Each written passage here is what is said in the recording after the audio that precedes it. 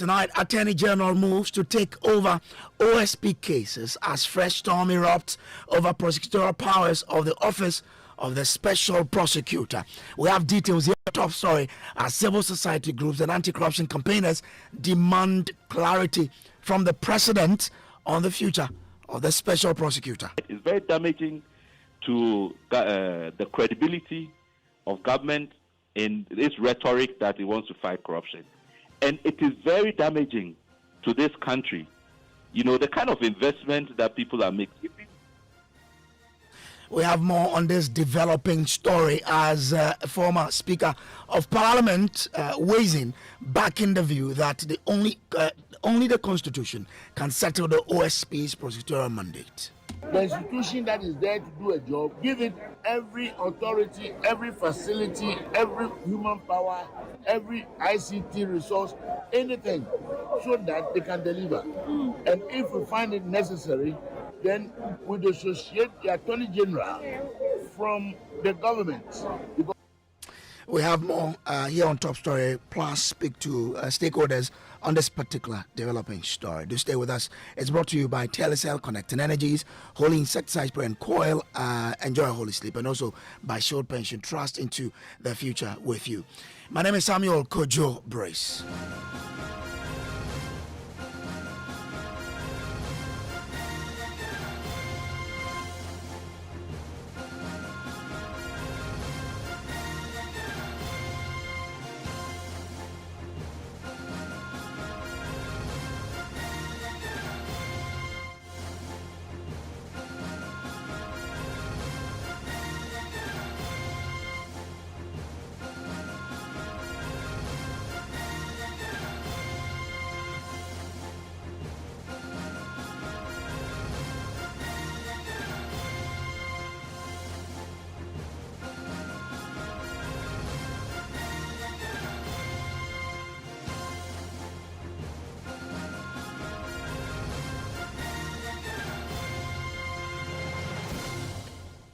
Well, this is Top Story. And tonight, the Attorney General is moving to take over all criminal cases from the Office of the Special Prosecutor following a High Court ruling on the Rice scandal, a case that said the OSP lacked AG's authorization to prosecute. Now, in a statement, the Attorney General says steps are currently underway to take control of all ongoing prosecutions by the Office of the Special Prosecutor, a move that could make the office lose its teeth. Now, this comes as a separate case at the Supreme Court seeks to determine whether Parliament overstepped its constitutional bounds by establishing a body with prosecutorial powers outside the Attorney General's office. Kweku Asante of our legal desk joins us with more details on this. Kweku, what exactly is the Attorney General saying about this decision, and how soon could this takeover of cases take effect?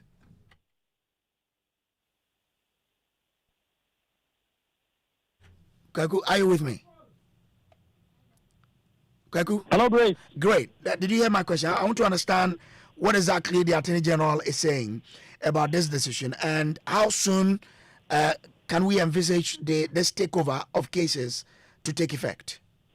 Well, this is a statement that has been put on the Facebook page of the Deputy Attorney General, in fact, all social media pages of Dr. Justice Remside, the Deputy AG. And I want to read verbatim because he has some very interesting paragraphs. It says, yesterday, the High Court ordered the Honorable Attorney General to take over all the cases with the Office of the Special Prosecutor, OSP, is prosecuting until such a time that the OSP obtains the constitutionally required authorization to prosecute.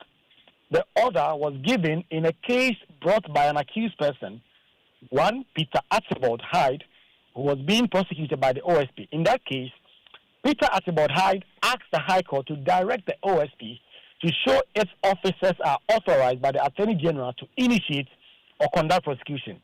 Peter Hyde's lawyers argued that both the Constitution and the OSP Act require that the OSP to prosecute, but on the authorization of the Attorney General. The court's records show, however, that the OSP was unable to show that it has the Attorney General's authorization, hence the court's order above.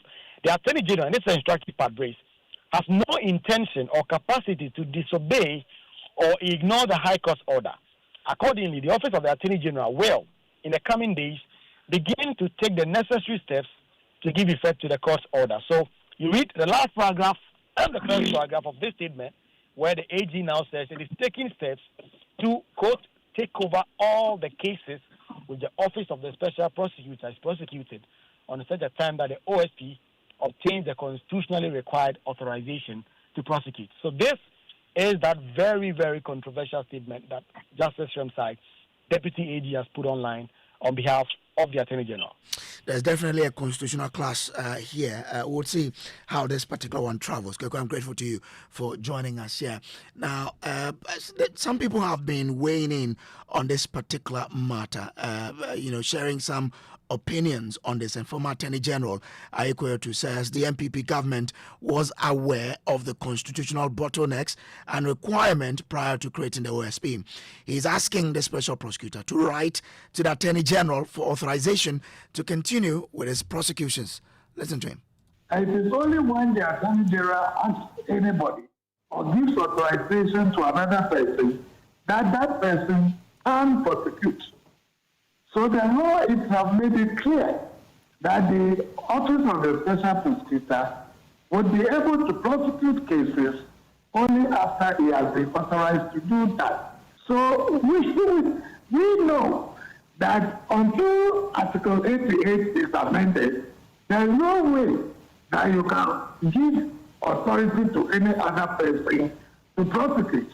So what is stopping the Office of the Special Prosecutor from seeking the authorization as is contained in both the Constitution and its own act to enable him prosecute? But we thought, in politics, you try to sometimes play to the gallery and try to see if you can, gain some support from the public.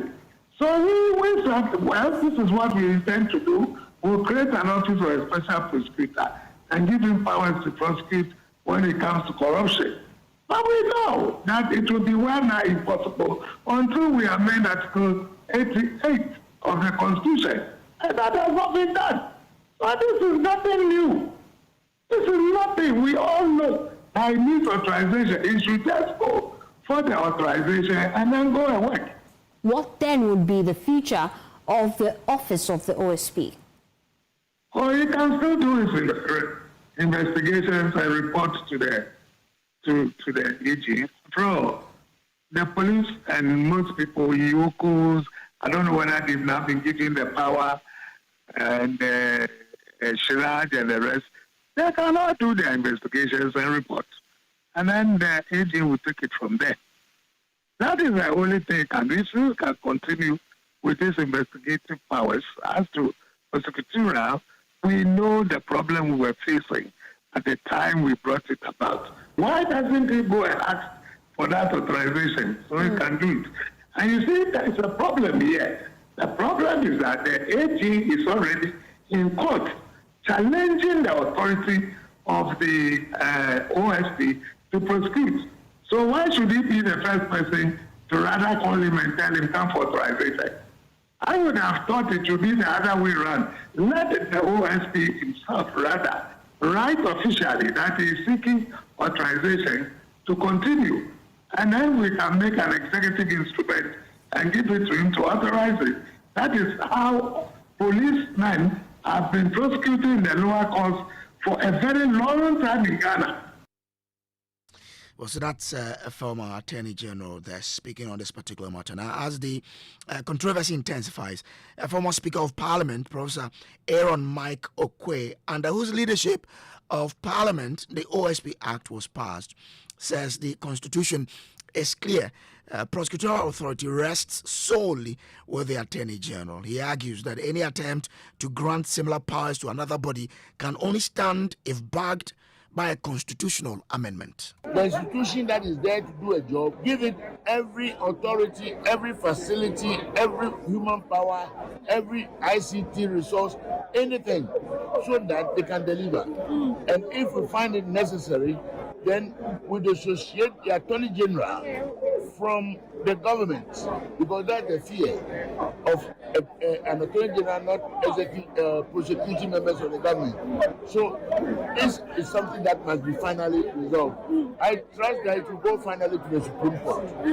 Then we shall know for sure that, in natural fact, the constitutional provisions which give the Attorney General as the sole authority to prosecute cannot coexist with another organization until the law of the Constitution is changed. The law was passed during your time as the Speaker of Parliament. Oh yes, I'm very, very much aware of that. But you see, the Speaker doesn't vote. The Speaker may only express a personal opinion. But nevertheless, the members must vote. It is not a strange ruling at all. We must soberly look at it and then come to a conclusion on the law. So you agree with the courts yesterday? I said that very recently, because the Constitution makes a provision. And I happen to be a very legalistic person. If it's against the law, it's against the law. Meanwhile, the Director of Public Engagement and Partnership at CDD Ghana, Dr. Kojo Asante, is calling on government to take a definitive position on the future of the Office of the Special Prosecutor, warning that the ongoing uncertainty could undermine the fight against corruption.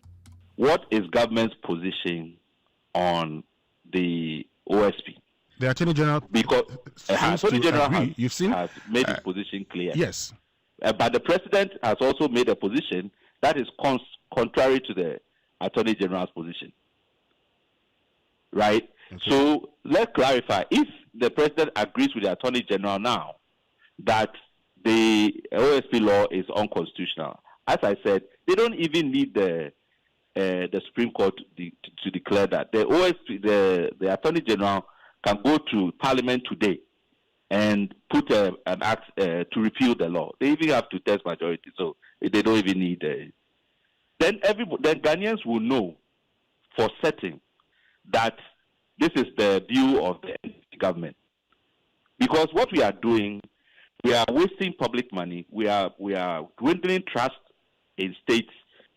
I think what we are doing is very damaging to the whole fight, is very damaging to the credibility of government in this rhetoric that it wants to fight corruption. And it is very damaging to this country. You know, the kind of investment that people are making, even the donors who are making all these investments, you know, if we go to this kind of uncertainty and so on, it's not helpful. So I want clarity. So that's the Director of Partnerships and Engagement at the CDD Ghana there. Now let me bring in Edem Senanu, who is anti-corruption campaigner and chair of the African Union Advisory Board Against Corruption. We also have on the line Mary Ada, who is the Executive Director of the Transparency International Ghana. Good evening to you. Let me start with you, Edem Senanu. Okay. Do I have you on the line, Edem? Mr. Senanu, do I have you? Hello, Mr. Senanu, do I have you? Hello, sir. Okay, I'll try and okay. I'm told I have Mary Ada on the line. Good evening to you, ma. I'm grateful to you for joining. Good evening and good evening to your listeners. Great. Now, you heard the former Attorney General Aikwe proposing that the Special Prosecutor should write to the AG for authorization so that he can go ahead to perform his duties. What do you say about that? Do you agree or not? Thank you very much. I believe that it is within his remit to express his opinions. I've also equally heard others express saying that even though this was not expressly done in the past, the Special Prosecutor can now do so. The question we must be asking ourselves is the fact that if there is the opportunity to do so and do it rightly, the Special Prosecutor has made comments alluding to the fact that he believes without a doubt that he has the power to carry on as per the law or as per his statute that sets him up. And he shows that by evidence of the law. And he believes that because the case is still pending, which is going to be appealing to what was done yesterday, the one at the Supreme Court is still pending. He would want to wait to hear directly on that, because they believe is that per what was done at the High Court, the issues regarding the interpretation would definitely have to be done at the level of the Supreme Court. So if the special prosecutor has said that, it means he has a position, and that position would have to be dealt with before we consider any other alternatives to ensuring that the fight against corruption goes on. So for me, I believe it's not here or there. I believe what they say are their opinions. The office also has its opinions, which it is working with currently. But we must all be asking ourselves that within this space and already the relationships that and the feedback the Attorney General has put in a certain posture and says he's going to be pursuing this. Do we believe it is adequate and right that the special prosecutor, if even he also considers, would do same? So perhaps the coming days and the issues around the Supreme Court would help us to resolve that. But for us in civil society, we believe without a doubt that the reasoning and the posturing for setting up this office have not changed. We also firmly believe that we need to have clarity, because the fight against corruption is being affected. Trust levels are dwindling, and the credibility of our fight against corruption could also be hampered. As Kojo clearly indicated earlier, we need to be able to show that the rhetoric differs or departs from the actions or implementation when we talk about that.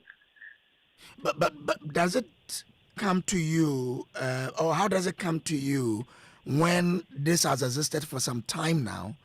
Issues like this never cropped up, but it's now coming up. Certainly, just like I said, in 2017, the reasoning for this posturing, and let me say, the NDC had a posturing, the MPP had one, in their manifestos clearly set out that reason that the Attorney General was not able to effectively execute in regime accountability, and that the citizens believe that until such a time that we have an alternative, a better alternative, the best was to create an office, which the then president and in his manifesto spelled out and came up with, I believe has not been defeated. That reasoning still persists. And so the implications on the fight against corruption, as I mentioned on Joy this morning, is taking us backwards. In fact, 8 years backwards. The purpose for founding this office to investigate and prosecute issues around corruption and corruption related to corruption in procurement and assets issues around those areas, I believe we have not dealt with exhaustively. And the purpose for this continues to exist. And so if we have issues and we are putting pressure on the office not to then focus, then the commitment by the president many of us will begin to have doubts on it, that we are not giving the office the opportunity to do its work. And now we have opportunity as well, if I may say, that the Constitutional Review Committee and all the others before it have made. We see clearly that we have opportunity to do something better. So we shouldn't be rushing to then put in place some restrictions to curtailing the fight against corruption, because that is the impression civil society has, that we see some institutions as threats and we are going to take away their powers to make them toothless, so that they are not able to do anything or prosecute any agenda. That is very defeatist, and that is very sad for a people who decided 8-9 years ago that we wanted to do something better, which was supported by all. I'm grateful. Let me bring in Adam Senanu now, Chair of the African Union Advisory Board Against Corruption. Mr. Senanu, how will this place Ghana in the international space when people get to know that our Attorney General is now indicating that he wants to make moves to strip the Special Prosecutor of its prosecutorial powers based on the High Court ruling? Well, already we are getting commentary from other countries saying, what's the problem in Ghana? Why are we having our anti-graft agencies fighting among themselves for power? And there are cases in other jurisdictions, Sierra Leone and elsewhere, where the Supreme Court ruled on matters like this and clearly said that the Special Prosecutor has the power to do what they ought to do. In our case, I really don't see the issue. The Constitution is absolutely clear that prosecutorial authority can be delegated by law. Parliament passed Act 959, so the delegation by law that the Constitution espouses has been done. And then Gloria Kufo signed LI 2374 that authorizes the office. So LI 2374 is the authorization, whatever fiat or whatever people are talking about, has been done by Gloria Kufo. If you take Act 959, interestingly, some of these sections talk about how when the law comes into force, the corruption and corruption related covered by Yoko and the AG's office will have to be handed over to the OSP. So if anything, it is the AG's and Yoko that should be handing over. It's interesting that we are seeing this kind of bipartisan sentiments from both sides of the political divide.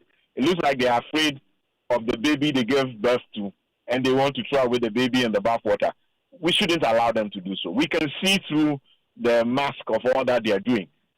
The corruption must stop, and they should stop pretending that they are serving the best interests of this nation by saying he needs a fiat, they need a fiat, and so on and so forth. They are not deceiving anybody. But by the education you've given, you think the High Court judge got it wrong? No, he got it wrong, as far as I'm concerned. He got it wrong.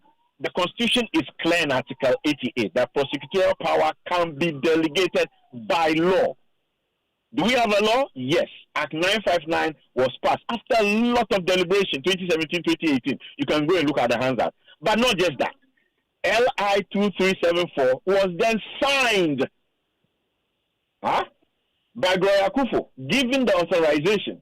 So what are all these? Why are people trying to turn things upside down and pretend the OSP has to go for authorization? He needs to write. Is it his individual's business? It's not his business. Those of us who work to make sure this was passed, we went through the process. The law exists. The LI exists. Authorization is there by Gloria Kufo. Let's stop joking. Act 959 says that once that law comes to pass, Yoko and the AGs will hand over. I don't really understand it. The AGs is not able to handle the cases they have. So what is this all about? Let's allow the people of this country to see that the right thing is being done. There should be ethical decency and integrity in these matters. Let the politicians not think that they are, deceiving us and we cannot see through what they are doing. So tonight, when you hear that the AG is taking steps to strip him of those prosecutorial powers because of the High Court ruling, what comes to your mind, and what will you tell the AG? He can't even do that. That's comedy. That's farcical. How is the AG going to take over the cases? I mean, the interesting thing is that there were two High Court rulings yesterday. There was a criminal division, and then there was general jurisdiction one. The criminal division said, look, let's wait for the Supreme Court because that's the right thing to do. The High Court general jurisdiction goes on, and the case before it is a rice import scandal. It has the capacity only to say prosecution in that specific case can stop. It cannot say, because the issue before it was not an issue of generality of the OSP's prosecutorial power. So it cannot rule in that direction. The court could not even rule that the cases should be handed over. So I don't know who is giving that interpretation. The High Court had no capacity because the issue and the case before it did not extend to whether cases in prosecution should be handed over from OSP to AGs. I mean, it didn't have that case before it. So the ruling cannot be interpreted that the High Court has ruled that the cases should be handed over. The AG has no basis, no leg to stand on in this matter. So let's stop, spreading things that are misleading. I don't understand how they arrive at that conclusion. The High Court judge had no capacity to even rule in those spaces and on those issues. So you're asking the AG to stop interpreting, giving a wrong interpretation to the ruling, because the AG says that clearly they will take moves. The AG should slow down. Just relax. Allow our democratic procedures to follow. I'm sure the OSP will take up that case in maybe at an appeal level. The Supreme Court is the right space and place to have interpretation. And the AG should not think that, the Ghanaians are enamored by that kind of posture. It just makes us worried about what this government is doing. And honestly speaking, the slippery slope slide down is what is going on here. They are losing the political capital. They are losing the goodwill, because all of us understand that this office is integral. The arguments have not changed from 2018, that the AG is incapable of prosecuting its own. Go and ask any of the past AGs who are serious. They are incapable of prosecuting their own. So why are you trying to change the dynamics and now turn the issue upside down, and it's like OSP should come and beg for a fiat? Please, Kufu already signed the LI 2374. Let's stop going around in circles. We are not being deceived. I'm grateful to you, Adam Senano, for joining us here. And thank you for having me. He is an anti-corruption campaigner and chair of the African Union Advisory Board Against Corruption. This has been Top Story, brought to you by Telecel, Holy Insecticide Spray and Coil, and also by Shield Pension Trust. My name is Samuel Brace. Up next is Newsnight.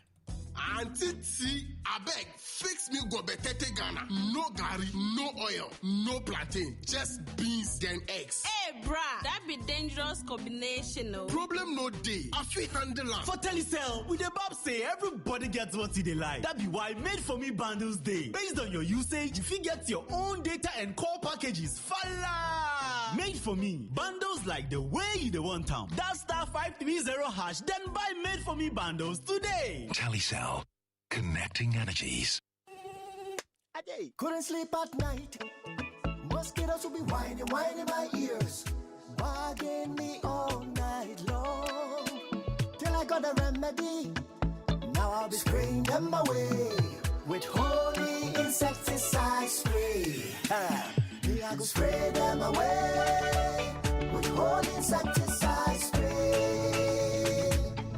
When I sleep, me dana mada with holy insecticide spray. Holy mosquito coil, holy multi-purpose insecticide spray. Dana kron kron. For bulk purchase, call 0302 681582. This advert is FDA approved. Because the wet ones, not because we love the water, but because the water never lets us go. This May, in celebrating Arise 2026 International Justice Mission in partnership with Image Bureau, April Communications and the National Theatre presents The Wet Ones, a story of pain, ignorance, deception, mystery, and struggle. For one day only, catch this theatrical masterpiece on Saturday, 2nd May at 4 p.m. at the National Theatre. The Wet Ones. Register for your free invite at www.imagebureaugh.com or visit IJM Ghana on Facebook, IG, and X. The Wet Ones. Directed by Derek Sawano. Saturday, 2nd May at 4 p.m. only at the National Theatre. Supported by Niplan's Car Rentals, Graphic Communications Group, Joy FM, Hit FM, Joy Prime TV, and proudly brought to you by International Justice Mission. Hello, my fellow Ghanaians. Presenting to you the authentic firefighter, Sankablo Cables. These days, we hear less of fire outbreaks because Sankablo Cables, they guard for every Ghanaian. From the building contractor to the electrical engineer, Sankablo electrical cables are their best choice. Proudly made in Ghana, Sankablo deals in electrical cables, PVC pipes, sockets, and switches of all kinds with 99.99 pure copper. My fellow Ghanaians, if life Sight one travel, now San Cablo be the motto. San Cablo cables are carefully built in different shades of colors to suit the needs of Ghanaians and our weather condition. Always remember to use San Cablo quality electrical cables and accessories for your wiring. For bulk purchase of your PVC pipes, socket, switches, electrical cables, please contact 0530 774 774. San Cablo from Side Go House. Now we be the plug. Approved by the Ghana Standard Authorities.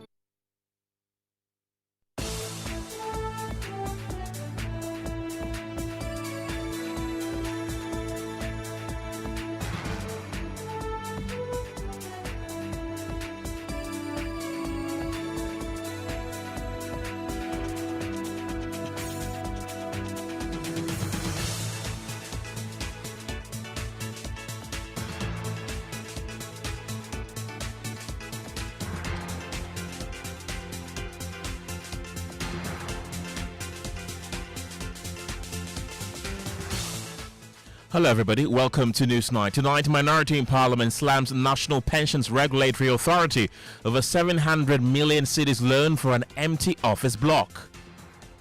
We have a certain NPRA CEO who has also taken pensioners' money, about 700 million Ghana cedis, to go and expand that headquarters. A headquarters that you have not even used. A headquarters that you have not even commissioned.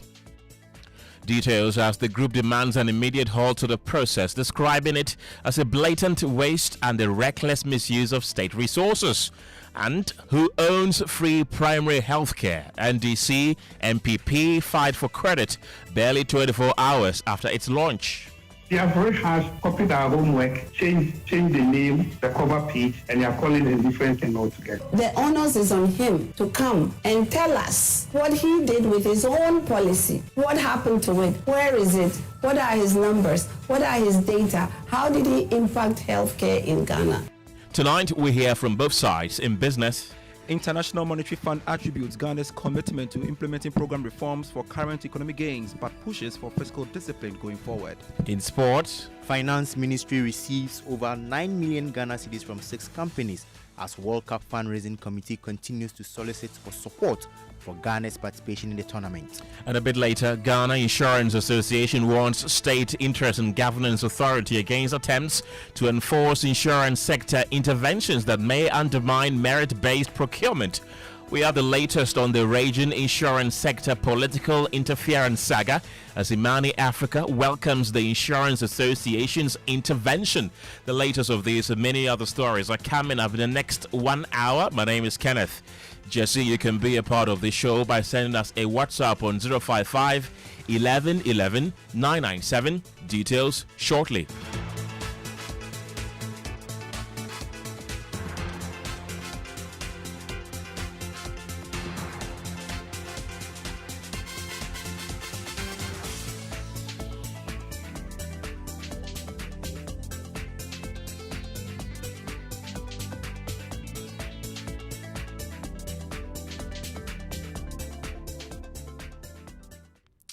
Good evening. Tonight, the minority in Parliament is accusing management of the National Pensions Regulatory Authority of wasting state funds by pushing a new loan for Phase 2 of its headquarters, while Phase 1 sits empty and unused. Speaking to journalists, the MP for Old Tafo constituency, Vincent Eko Asefwa, issued a strong call to the Finance Minister to urgently suspend the process pending a full independent review.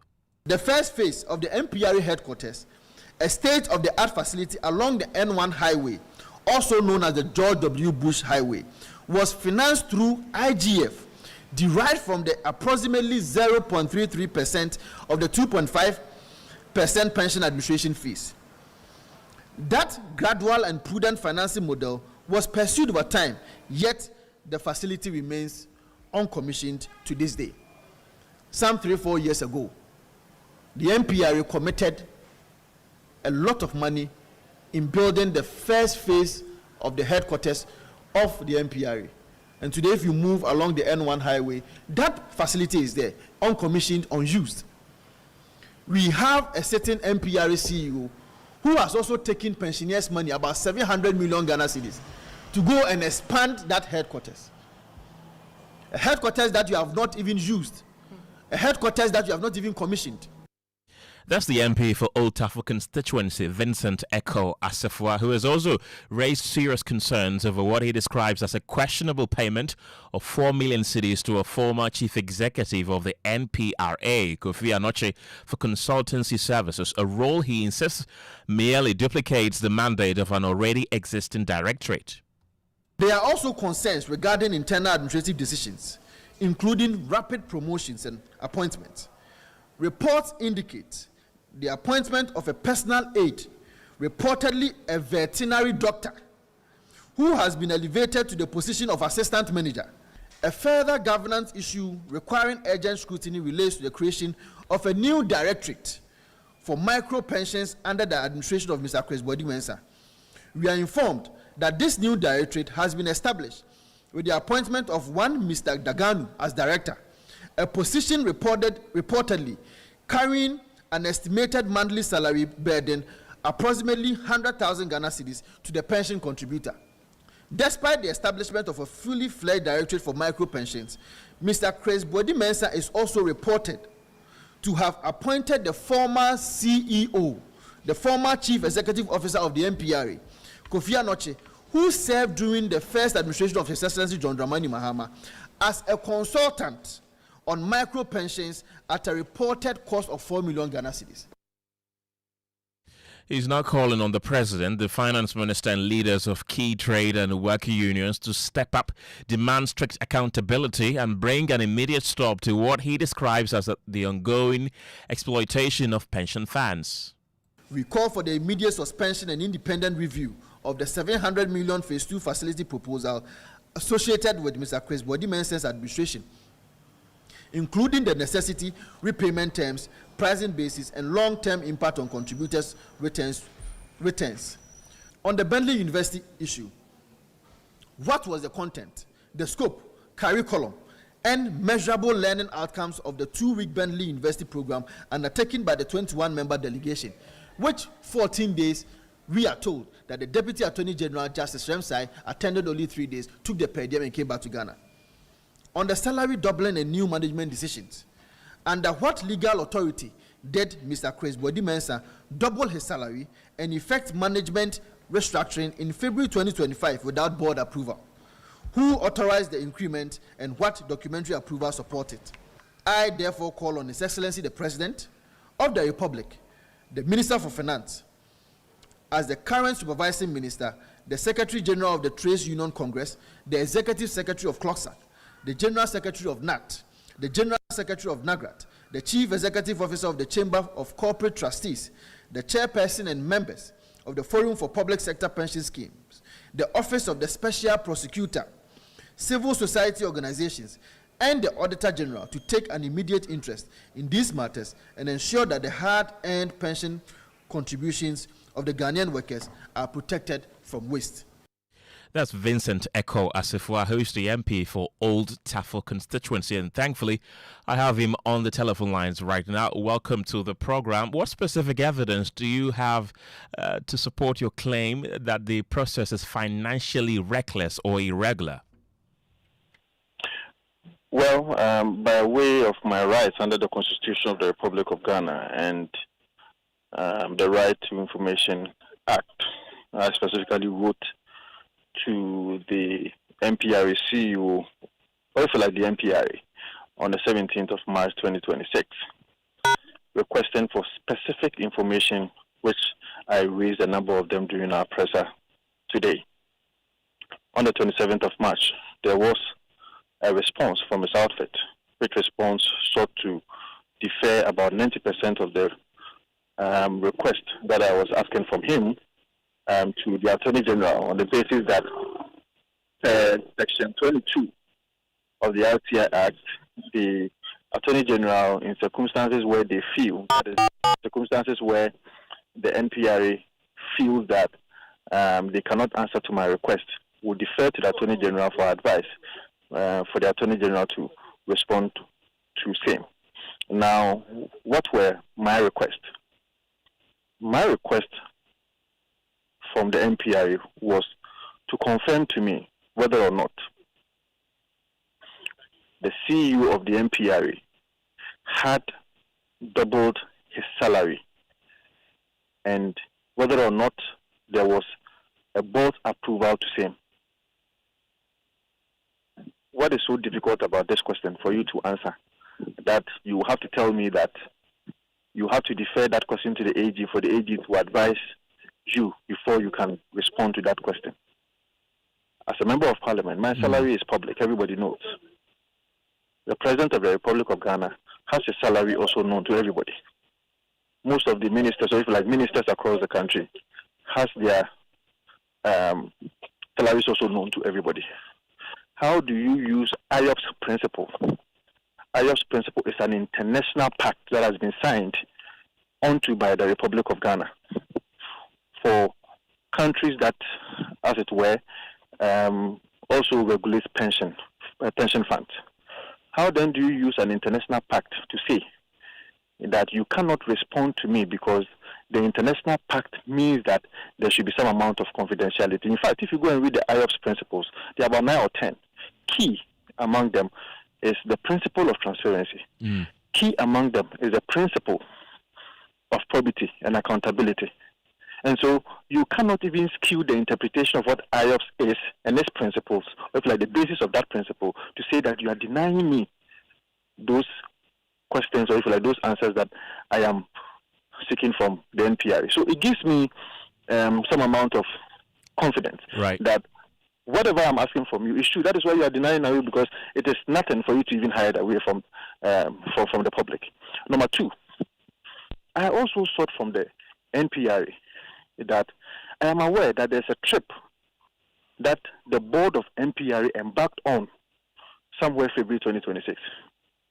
And not just the board, the six directors from the NPRA and selected management staff.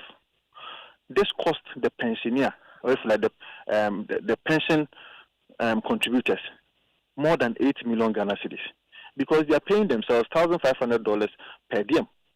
Even me as an MP, when I travel, the per diem that is allocated to me, which has been approved by the finance ministry, is just about $469. How can you sit at the NPRA, manage pension funds, and pay yourself $1,500 per diem?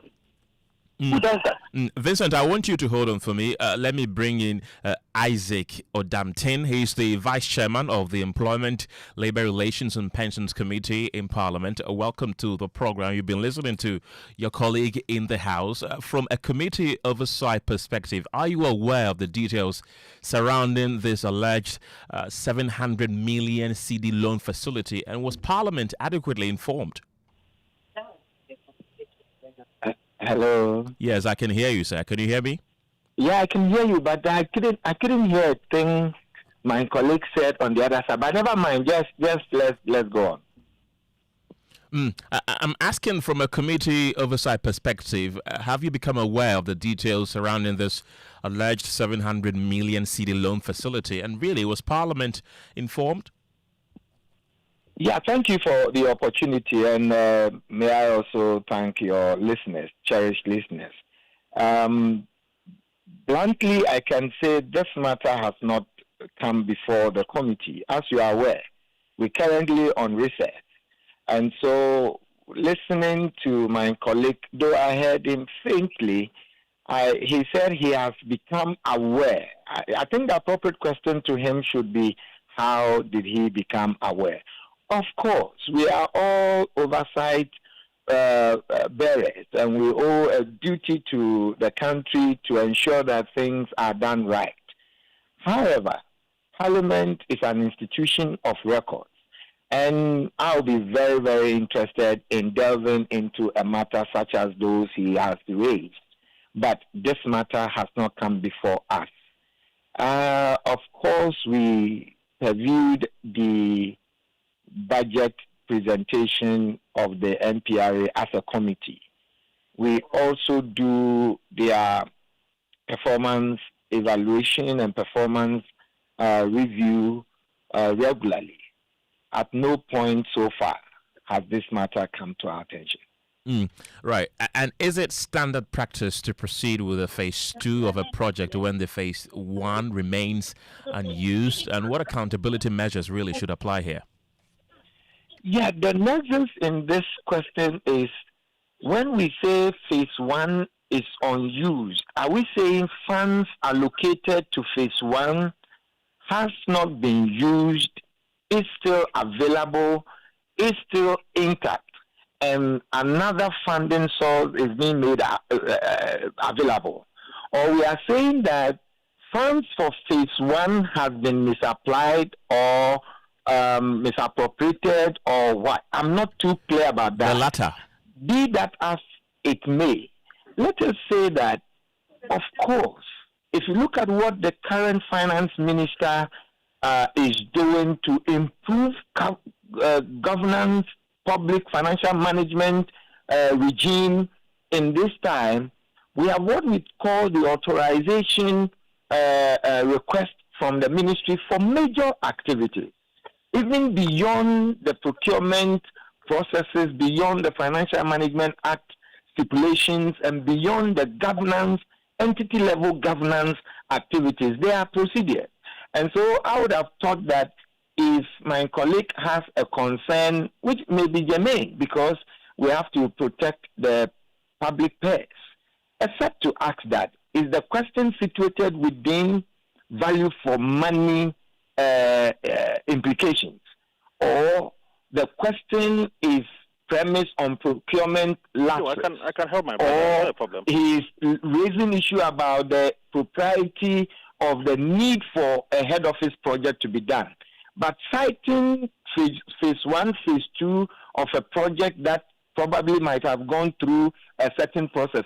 I am yet to get the information through the appropriate agency, which is the NPRA, and to see if what our colleague is raising would necessitate the committee bringing the entity before our committee for redress. Isaac, don't go yet. Let me bring back Vincent. You've been listening to your colleague in Parliament. What do you make of the claims he's been making? Well, so let me help my brother. This is the case. Now, the phase 1 has already been done by the NPRA. Today, maybe you may have to get your correspondent, just walk through the N1 highway. That is the George W. Bush highway. You now see the phase 1 that has been situated, which has been completed. That project has not been commissioned. That project is on use. That project can be occupied by the staff of NPRA as we speak. That project did not cost the taxpayer, if you like, the pensioner, more than $160 million. I am also telling you that the second phase, which is supposed to be the expansion of the first phase, is costing the taxpayer around $700 million. So that is where the problem is. How do you say that the first phase is not even used, it is not even commissioned, but you are interested in committing the pensioners' resources to go and expand it for about $700 million? In any case, the first phase, which has been completed, what stops the NPRA CEO and the management of NPRA to go and use that property as we speak? The first phase, we used IGF, which is the internally generated fund. But with the second phase, that is not necessary as we speak. It is not necessary because the first phase has not even been used. And you did not even use IGF, you have used a loan. And when I say a loan, the pensions fund that is supposed to be reserved for pensioners. You have skewed their hands, you have broken their necks, you have tricked their hands to take 700 million Ghana cedis out of that money to go and expand your headquarters. What is the benefit to the pensioner? Especially when you could have used that money, give it to fund managers for them to invest it, which will give about 20% to the pensioner. Why do you take such administrative decisions? Vincent, have you formally petitioned any oversight bodies such as Parliament, where you work, or anti-corruption institutions to investigate these concerns? And if you have, what response have they been giving you? Absolutely. In fact, I have written to the Minister of Finance, because it's the Minister of Finance that has the supervisory authority over the NPRA. You remember that I raised issues about the fact that the NPRA CEO is the board chairman of the NIC. The NIC is regulated by the Ministry of Finance. The NPRA is also regulated by the Ministry of Finance. Why would the minister sit down for one person to be the CEO for an NPRA and also be the board chairman for the NIC. It doesn't make sense. I mean, it's bad governance. You don't allow that to happen.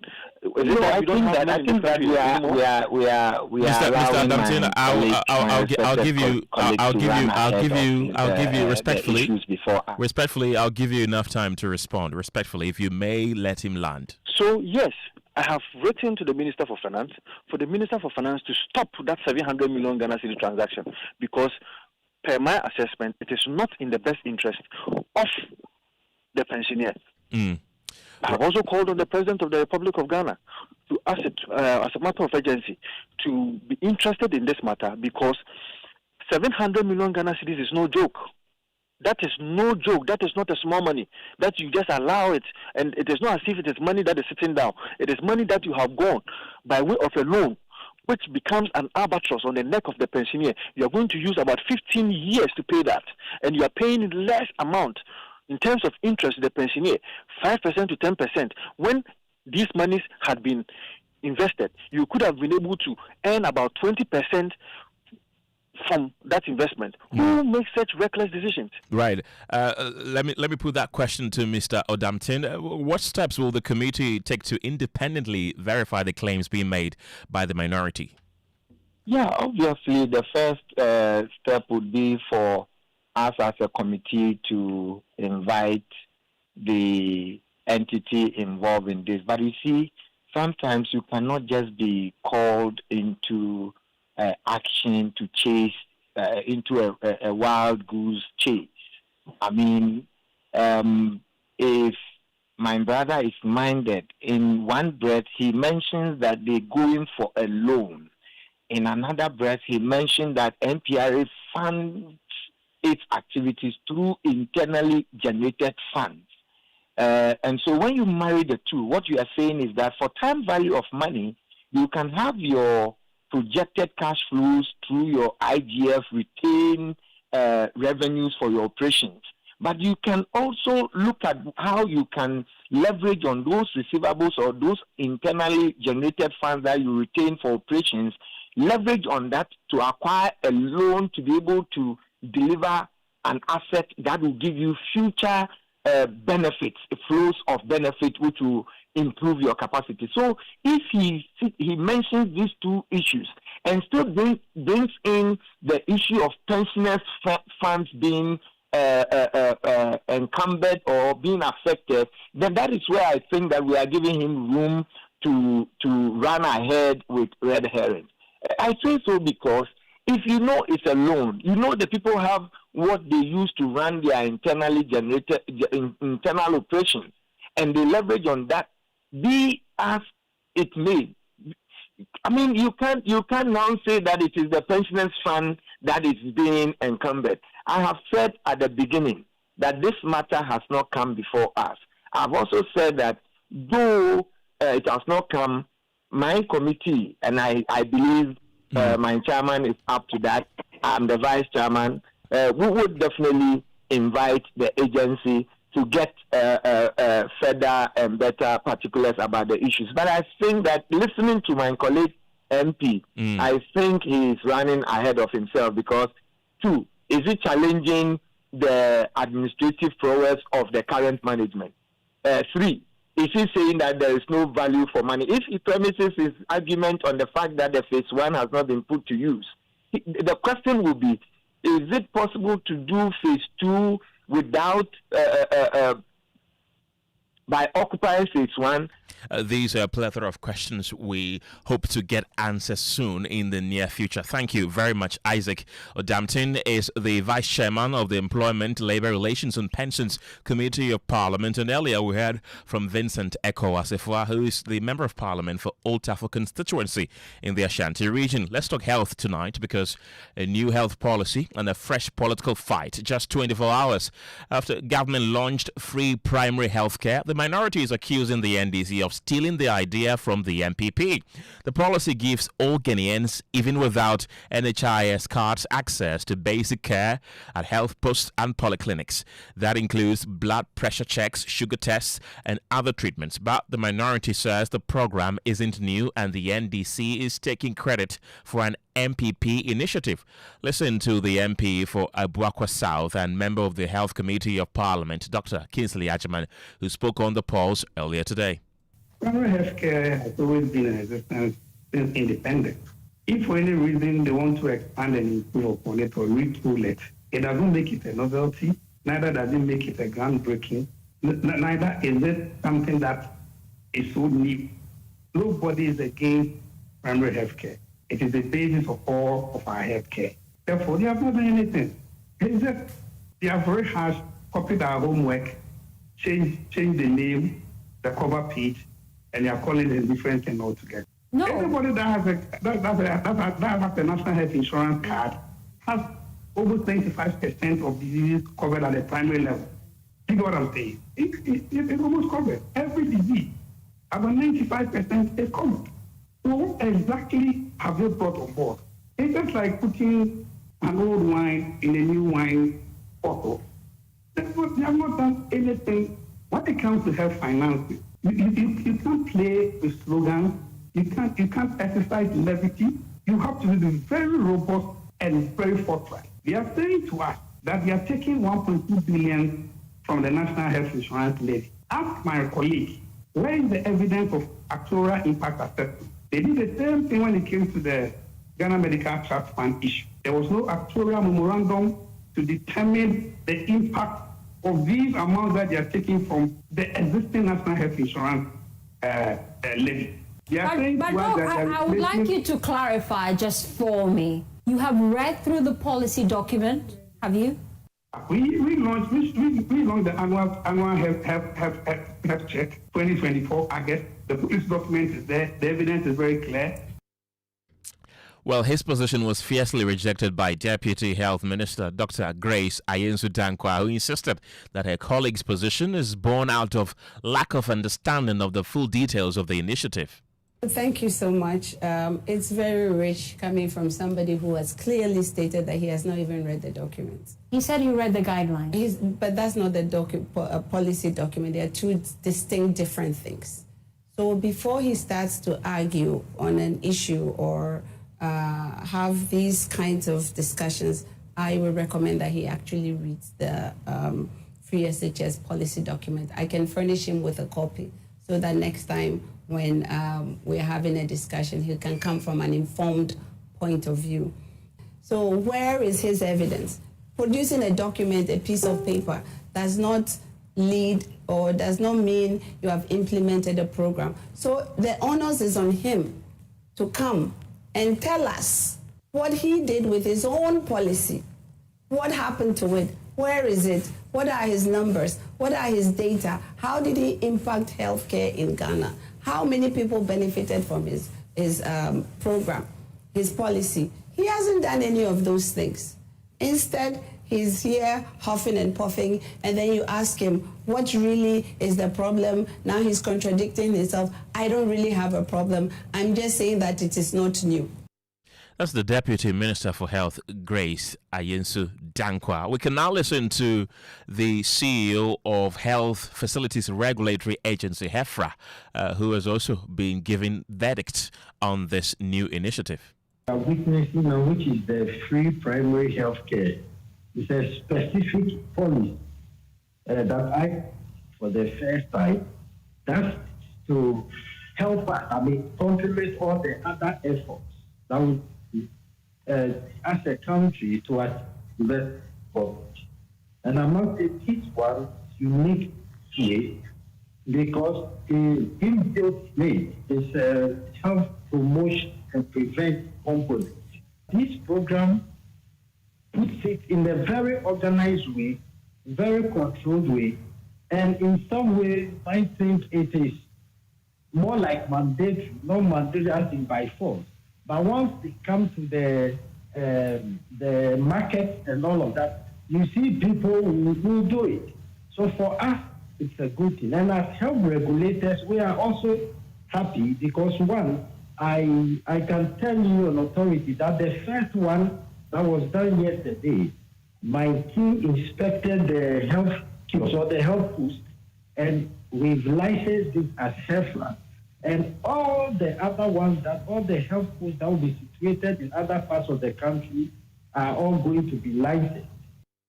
That's Dr. Winfred Barr. He's the CEO of HEFRA. Musa Abattoir in Aswase in the Ashanti region says any attempt by Vincent Eko Assefuah to drag the name of the hard-working CEO of the NPRA into disrepute for political gain will not wash. These persistent attacks and attempts to manufacture faults within the current administration continue to backfire. Ghanaians are discerning and have clearly seen the difference between those who wrecked the nation and those committed to rebuilding it. The MPP strategy of distraction and baseless accusations is a losing battle. Francis from Accra says to the MPP MPs why the daily press conferences to Vincent Assefuah and his colleague MPP MPs when President Akufo-Addo was using Ghanaian taxes to build the National Cathedral, now described as the biggest hole in the country. They did not see the need to question him or ask him to stop. When the governor of the Bank of Ghana was spending money on the bank's new headquarters, were they accountable to Ghanaians? Those are some of the messages you've been sending to our WhatsApp platform. Continue to send them on 055 11 11 997. Two other stories this evening. The Ghana Insurance Association has warned the State Interest and Governance Authority, SIGA, against attempts to enforce insurance sector policies that may undermine merit-based procurement. SIGA has been in the eye of an insurance sector storm in the last few weeks after leaked documents show that it had directed state-owned enterprises to prioritize the state-owned insurance firms, SIC Insurance PLC and SIC Life Company. The directive was sharply criticized by industry players, including the president of the Insurance Brokers Association, Stephen Yeboah. You know, we have to call a spade a spade. If indeed there was a letter like that from SIGA, that's not right. So if there was any letter written to indicate, he is saying, well, that wasn't the essence. They are encouraging them to take the business. But it was directive, but once if there's a directive, no matter how it is, I don't think that they need that. These are not, let me say, minnows in the industry. The main issue, the bigger picture is we do not want any kind of political hands. No, we don't want that maybe finance minister or SIGA. We want our government to be there for all of us. And we want people to have the opportunity. Right, so that is the concerns that have been raised by industry players, led by the president of the Insurance Brokers Association, Stephen Kwatin Yeboah. We've also been hearing from policy think tank Imani Africa, which subsequently sent a petition to the presidency on the matter. And this week we've heard from the Insurance Association itself in a statement. And my colleague James Aveji joins me in the studio with details of that particular statement. James, first, the association says they met with SIGA. What was SIGA's explanation to them? Well, Ken, the association emphasized the concern of its members regarding the directives, particularly the perception that they constituted orders for exclusive placement of insurance business with SIC Insurance PLC and SIC Life Insurance Limited. SIGA clarified that the intent was to promote intertrading within the state enterprise ecosystem and that it wasn't a call for blind loyalty to SIC. And what was the Insurance Association's response to this?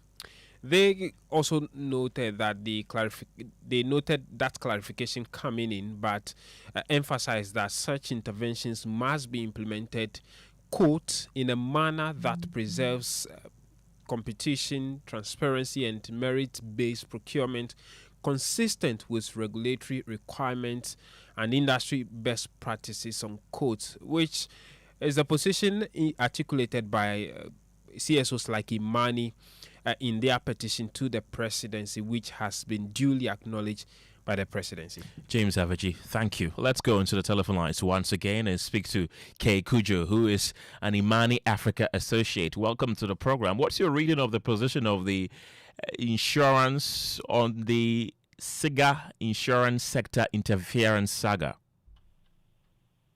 Yeah, good evening to your listeners. I think the significance of the moment shouldn't be understated. You know, when civil society raises a concern, it usually invites scrutiny.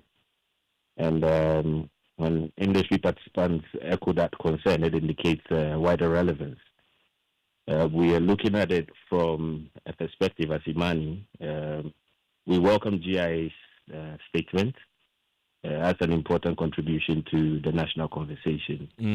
And we remain confident that with the matter now before the president, which is receiving due attention, I mean, as a country, we can arrive at an outcome that strengthens both enterprise and market integrity as well.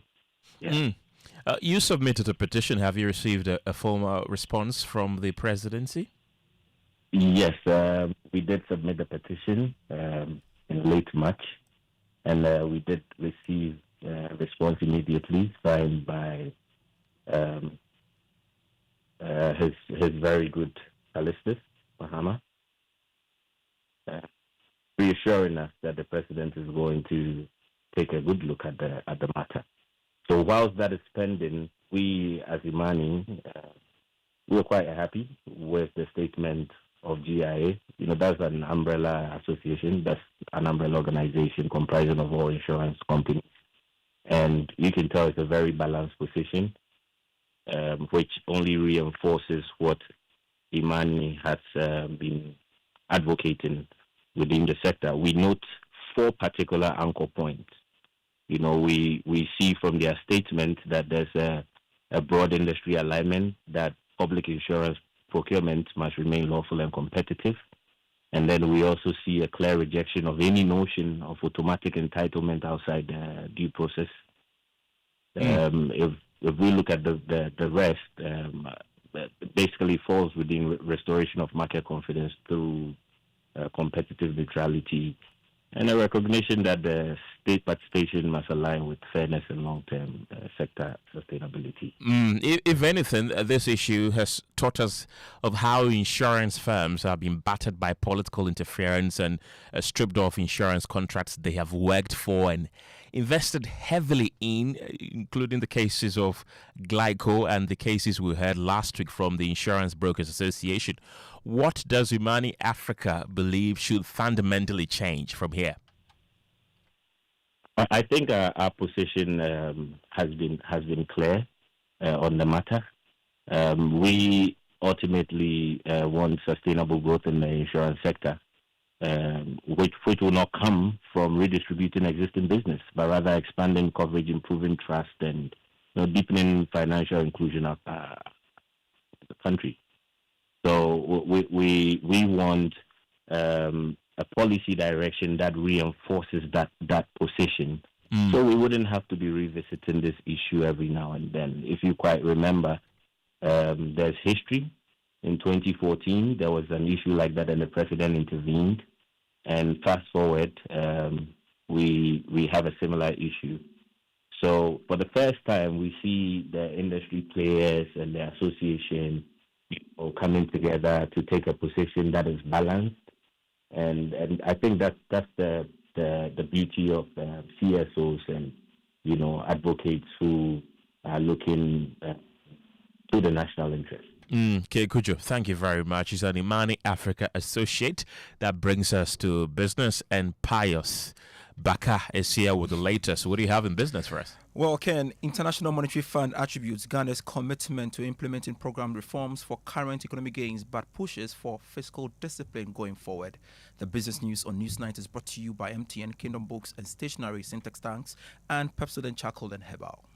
The other day, I visited Kweku at his spunky new office to congratulate him on opening his business. And man, was I impressed. The business is just moving quick. The sales, customers, everything is just working seamlessly. The secret? He said, It's MTN Business Broadband. In this fast-paced environment, we need fast and reliable internet to support all business types. No laggy online meetings, great download and upload speeds, impeccable business management systems, all inclusive. I mean, you can have it all. Sharp! I signed on immediately. To enable your business stay ahead and stay connected, make sure you're signed on to the best internet made just for businesses. MTN Business Broadband. Sign up today on broadband.mtn.com.gh and manage your account on my MTN app. Call 0244 308 111 for more information. MTN.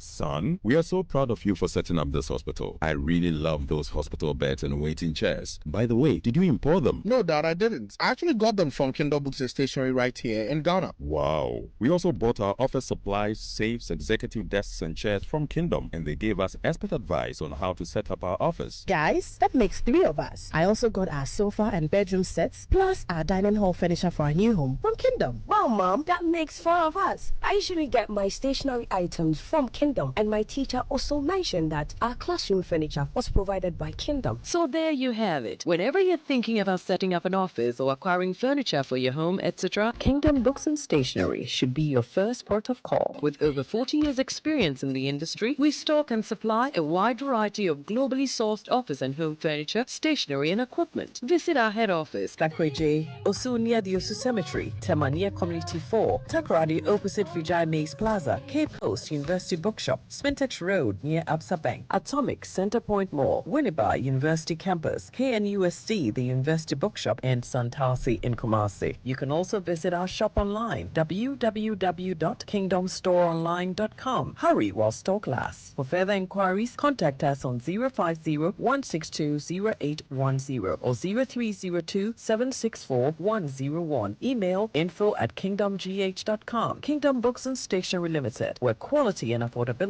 is assured. Terms and conditions apply. Cast your mind back to 2022. The prices were rising. The stress was high. Every liter of fuel felt like a sacrifice. Do you remember who stepped forward first? When others were comfortable with high prices, Star Oil chose you. We cut our own profits so you could keep your AC on, keep your engines running, and keep your life moving without the heavy burden. We gave you room to breathe when things felt tight. Because of you, our star savers, we became #1. Today, the pumps are a battleground. Others are finally cutting prices because they have to.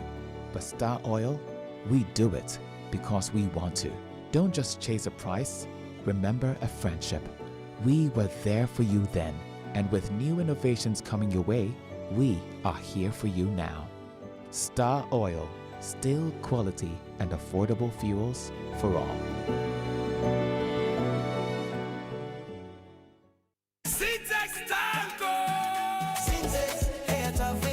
If you want quality, this be where you belong.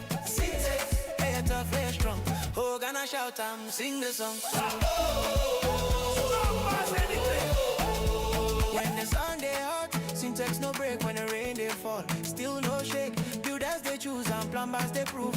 Any project you they start.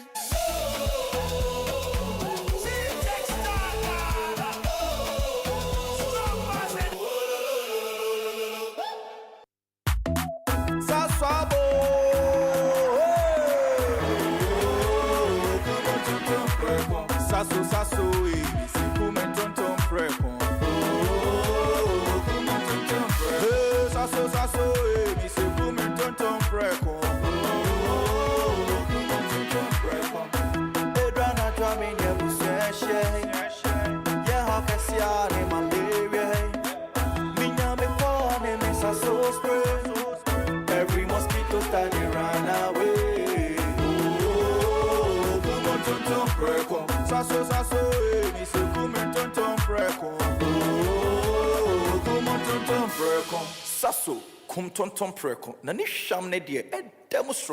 This advert is FDA approved.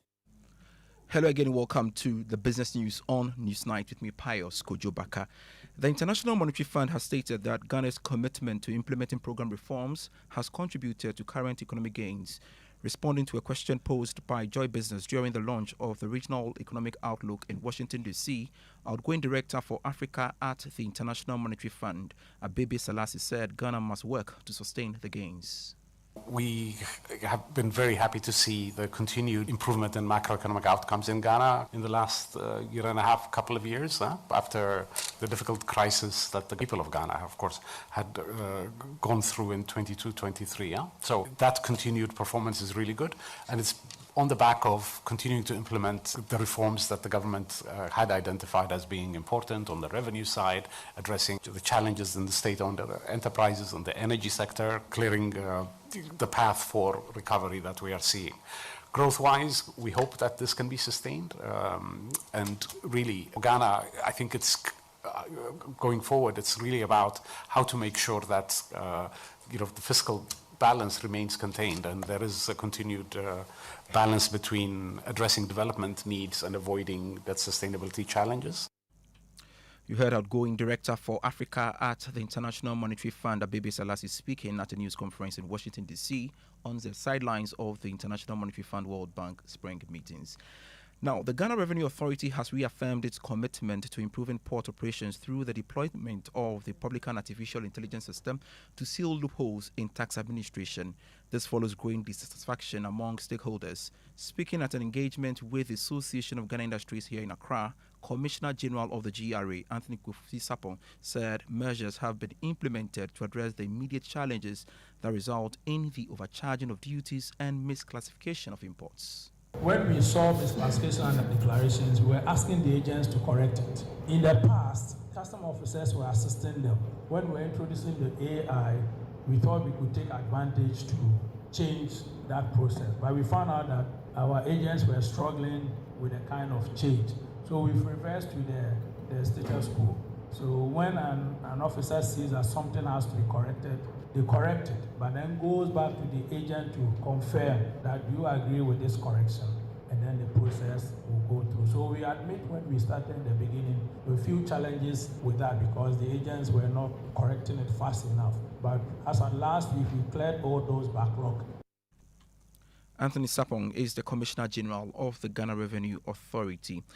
Now, Second Deputy Governor of the Bank of Ghana, Matilda Santiesiedu, is urging banks and other institutions to take deliberate and measurable steps to increase female representation in leadership across the banking sector. She emphasized that promoting women into top roles must go beyond rhetoric and become a core business strategy for banks. She spoke at the Bank of Ghana International Women's Day celebration. Progress stops from being an individual endeavor to a collective and institutional endeavor. Many women have been told that there isn't enough seating at the table for them. But the truth is that if we think about it, the entire boardroom is actually available to us. So instead of us jostling over that one seat, why don't we create more room so more women can have a seat at the table? Because I believe that that benefits all of us. Second Deputy Governor of the Bank of Ghana, Matilda Santiesiedu there. Now, the Cement Manufacturers Association of Ghana has petitioned the Ministry of Trade, Agribusiness and Industry to urgently review recent increases in free on-board values on key raw materials used in cement production, warning that if care is not taken, this could increase cement prices and the cost of housing. Details in this report. In a letter addressed to the sector minister, the association expressed concern that the revised FOB values were introduced without adequate consultation, placing significant financial strain on local manufacturers. It cited sharp increases in cost of clinker and granulated furnace slag, describing them as inconsistent with prevailing global market trends. According to the association, clinker has increased from $40 to $136 per metric ton, while granulated furnace slag has risen from $3 to $40 per metric ton. It continued that the adjustments are likely to drive up production costs due to higher duties and taxes, with a direct impact on cement prices. It warned that this could adversely affect the construction, housing and infrastructure sectors, ultimately undermining broader economic activity. A Business Desk report. In more business news, West Africa, in partnership with the MasterCard Foundation, has announced 12 EdTech companies selected for the third cohort of the MasterCard Foundation EdTech Fellowship. The companies bring the number of Ghanaian-owned solutions accelerated through the fellowship to 36.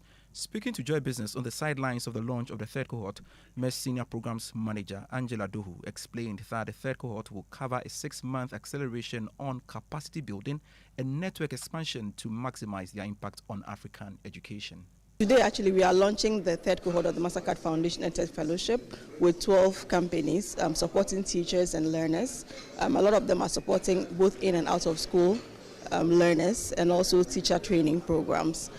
The goal is to make sure that we're able to grow these companies with their support from MasterCard Foundation, reaching at least 50% women and 15% learners with disability, and also 50% learners in the rural areas who are beyond the tarmac.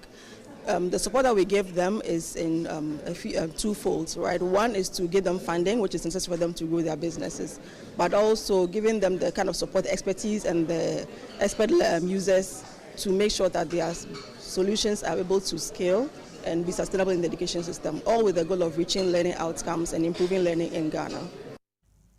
Angela Dohu is the MES Senior Programs Manager for West Africa. Ending business on Newsnight. Back to you, Ken. Thank you very much, Pius. It's now time for sports. Benaya is here with the latest. And in sports, some 6 companies have contributed over 9 million Ghana cedis to support the fundraising committee to put together by government to solicit support for Ghana's participation in the 2026 World Cup. The companies are KGL Group, Serene Insurance, Ereta Motors, Icon Energy, Joel Energy, and others. Presented the money to the Deputy Minister of Finance, Thomas Nyako Ampem, at the Finance Ministry earlier today. We are grateful to all of you for the show of love for our Black Stars. Even though the first 2 friendly matches didn't go well, we are still optimistic that the Black Stars will go to the World Cup and make all of us proud. So every Thursday, we'll meet here and receive pledges. So those of you who are yet to redeem your pledges, you have the opportunity to do so between now and next Thursday. We will be having the media to capture that live. The process is transparent. All the funds are going directly into the account with the Bank of Ghana. Individuals, corporate Ghana, and institutions that are still touched to support the Black Stars, the door is still open for you to support this worthy cause. So thank you, and may God bless you all. All right, so that's the Deputy Finance Minister there, and that's it for sports, Kenneth. Thank you very much, Benaya, for bringing us the latest in sports. Now, West Africa's largest natural lake, Lake Bosumtwi in the Ashanti region, could lose its UNESCO recognition as a biosphere reserve following an invasion and destruction of large tracts of ecologically protected zones along the banks of the lake. Authorities are warning the destruction of these critical zones pose serious environmental risk to safeguarding the already receding water body.